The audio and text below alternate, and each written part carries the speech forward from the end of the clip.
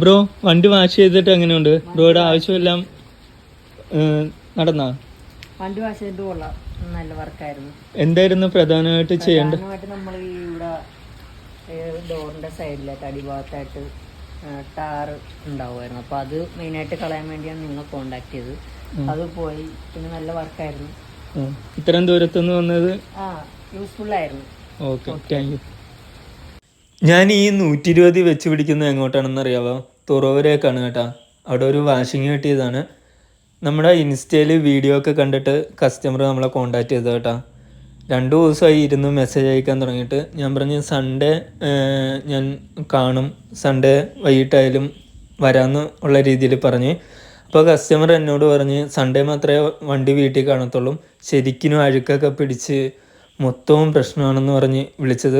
Bro തന്നെ വന്നാൽ മതി എന്ന് പറഞ്ഞ് വിളിച്ചതാണ് കേട്ടോ. മെയിൻ പ്രശ്നം എന്തെന്ന് വെച്ച് കഴിഞ്ഞാൽ ഇത് എല്ലാ ദിവസവും എറണാകുളം ഓട്ടം പോകുന്ന വണ്ടിയാണ്.